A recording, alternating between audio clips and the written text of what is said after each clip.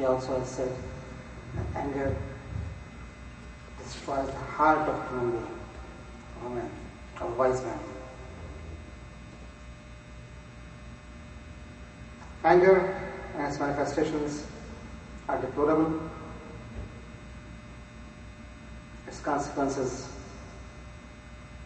are destructive. Violence, abuse, cursing, calling names, and everything that happens really leads man to destruction. One of the things that power of anger, uncontrolled, unchecked, leads a man is to killings and rampage. That's what anger leads a man to. From the extreme anger, they will become extremely violent, destroying whatever comes their way.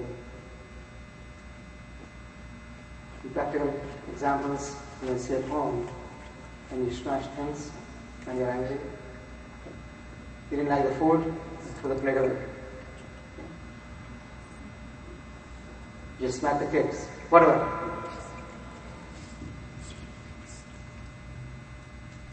At the same time, a trait develops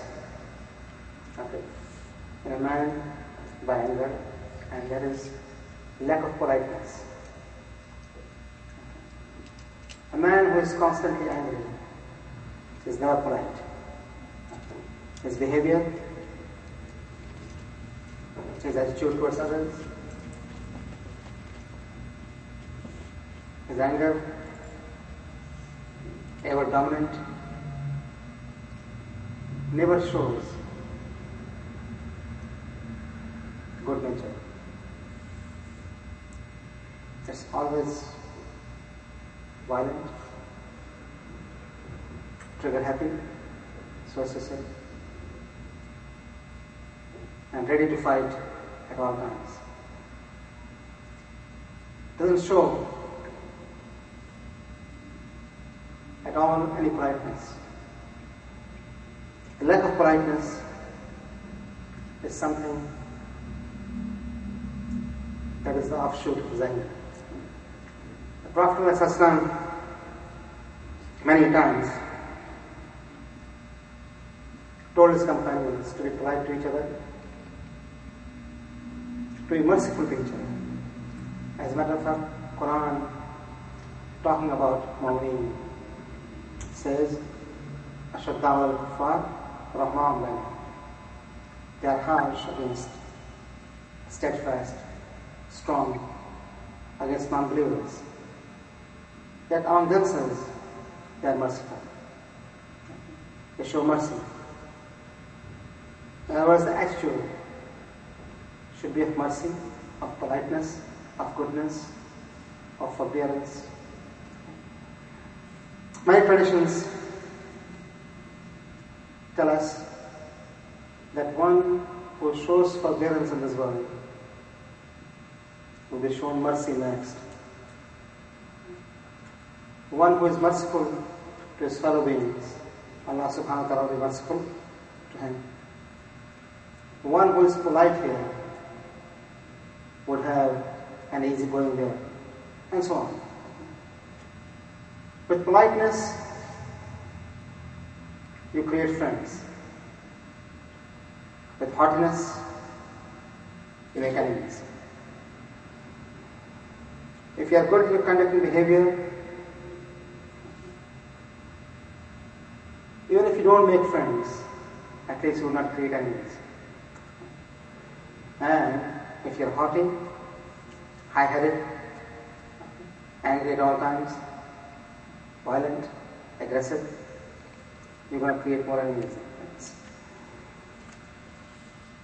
At the subconscious level and unconscious level, the effects of aggressiveness are always really scratched down. They remain there, even if you don't see them because it's in subconscious mind.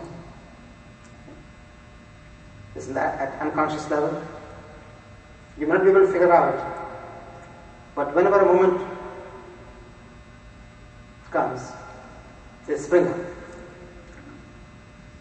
And that, we say, his nature has shown itself. Okay. What has happened is that what was hidden has been manifested. So at all times, a person has to be realizing that aggressiveness, high-headedness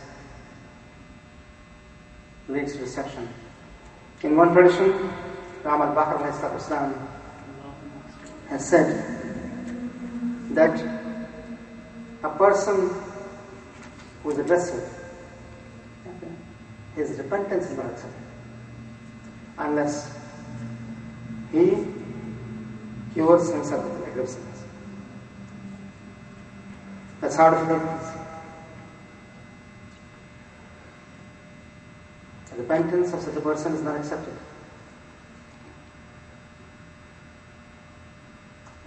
That behavior was aggressive, your repentance is not accepted if you don't change your behavior.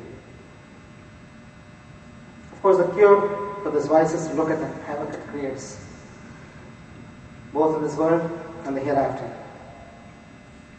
It generates nothing but contempt, hatred, agony, and pain. A man with senses should never fall a prey to it. It's also very advisable to look at many other traditions in this regard, which regard with honor and goodness, decent attitude, and good temper.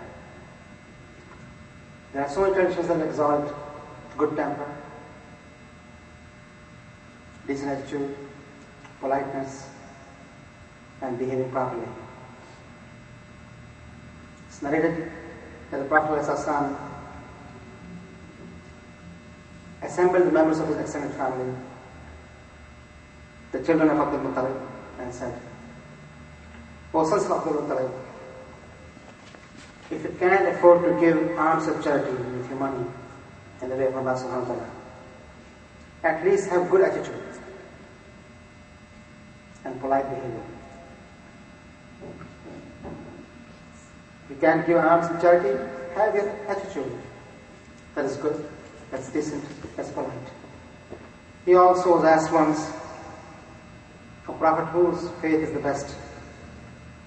And he replied, the faith of one who has good attitude and good behavior.